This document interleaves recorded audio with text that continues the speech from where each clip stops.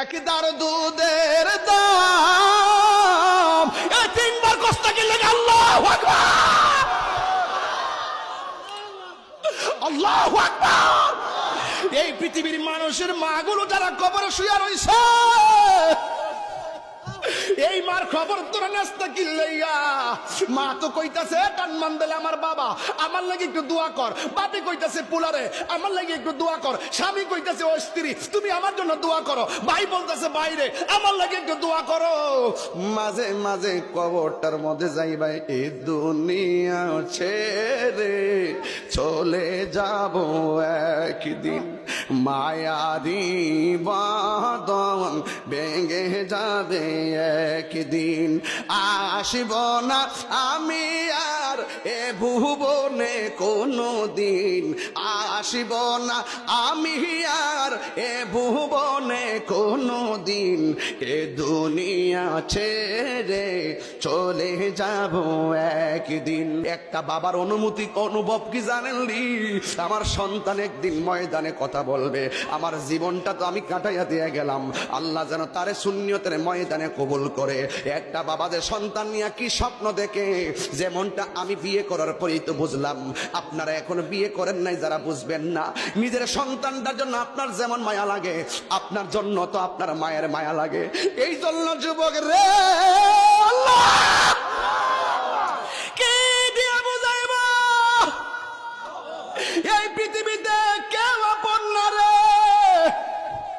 তোর এই মুহূর্তে যদি কিডনি দেওয়ার প্রয়োজন হয়, দুনিয়ার কেউ তোরে কিডনি দিব না। নিজের মা দুঃখিনী, নিজের কিডনিটা দিতে চুল পরিমাণ। আমার বাস্তব কথা বলে দিয়েছে একটা, আমার গ্রামের মধ্যে আমার চাচাতো ভাই জুয়েল ভাই, তার মেয়েটার কিডনি নাই, মাদ্রাজ গেছে কিডনি পায় না, পয়েন্টে মিলে না। লাস্টে কইলাম কেমনে কিডনি লাগাইছেন? আবার ডাক দিয়া কই তাহিরি রে, তোর মেয়ে বাচ্চা তোর বাবির নিজের কিডনিটা ভাই মেয়েটারে দিয়া দিছে। এতদিন আমি মনে করছি এই খবরগুলা বুঝি কাল্পনিক, এখন দেখলাম একটা মায়ের ইতিহাস, নিজের কিডনি নিজের মেয়েরে দিয়া দিছে। ওই দিন যখন আমি বাড়িতে আসতাম নির্বাচনের আগের রাত্রে, তখন মেয়েটাও আসছে, আমার জিজ্ঞাসা এই যে এটা হলো আমার মেয়ে, যে এই মেয়েটারে কিডনি লাগাইছি। আমি তারে বললাম এখন তুমি কেমন আছো? কয়ে ভালো আছি। আবার ওই দিক দিয়ে হুমনাতে আমার একটা মুরিদ আছে যার নাম জহিরুল ইসলাম হাফেজ, ওই জহিরের কিডনি নাই। এবার আমি জিগাইলাম তোমার কিডনি কি? কই বাবা কিডনি তো অনেক টাকা লাগে। জিগাইলাম এখন কি করবা? কই 12 লাখ টাকা লাগে। এখন কি করবা? কই বাবা রে অনেক জায়গায় খুঁজির পরে কিডনি পায় নাই, এখন যে কিডনি লাগাইবা, কিডনিটা তুমি কোথায় থেকে আনছো? বিদেশ থেকে আনছো না দেশের কোন হসপিটাল থেকে কিনছো? আমার ডাক দিয়া বলে বাজান আমার আব্বার কিডনিটা আমারে দিয়া দিছে। এটা তো আমার ইতিহাস, এগুলো তো অনলাইনে যাইতেছে। ও ফুলাফান মনে করিস না আমি কাল্পনিক ওয়াজ করি। তুই কিন্তু তোর কিডনি নে তোর বাপের দিবি না, তোর চোখটা দিবি না, তোর হাত দিবি না, কিন্তু এই পৃথিবীতে নিঃশর্তে কিডনি হলে কিডনি দিব, মায়ের জীবনটা হলে মায়ের জীবনটা দিয়া দিব। আর নতুন করে দিব কি? তোরে যেদিন পেটের থেকে ডেলিভারি দে সেই দিনই তো মা মনে করছে তার মৃত্যু হয়ে যাবে। কথা কন্যা ঠিক কিনা? এই জন্য আমি প্রায় মাহফিলে বলি, কত মাস 10 দিন মায়ে গর্বে দিছে টাই, রক্ত মাংস খাইয়া যেন এলাম দুনিয়ায়, ভূমিষ্ঠ হইয়া আমি উঠিলাম কান্দিয়া, শান্ত করিল মায়ের বুকের দুগ্ধ দিয়া। আল্লাহ রে মারে কেমন দুধ দিছে, এই ভান্ডার ভিতরে কেমন দুধ দিছে। কনকনে শীতের মধ্যে শৈত্য প্রবাহের ভিতরে বাচ্চা মায়ের দুধ খাইতেছে, ঠান্ডা লাগে না।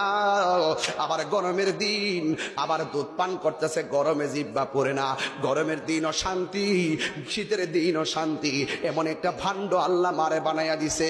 তুমি মনে করতেছ 1 কেজি আপেল খাওয়াইয়া মার ঋণ তুমি শোধ কইরা ফেলাইবা? মায়ের একদার দুধের দাম কাটিয়া গায়ের চাম, একদার দুধের দাম, একদার দুধের দাম কাটিয়া গায়ের চাম, পাপসু বাহনাইল ঋণ শুধু হবে না। এমন দরদি ভবে কেউ হবে না আমার মা গো, এমন দরদি ভবে কেউ হবে না আমার মা গো। মায়ের একদার দুধের দাম কাটিয়া গায়ের চাম।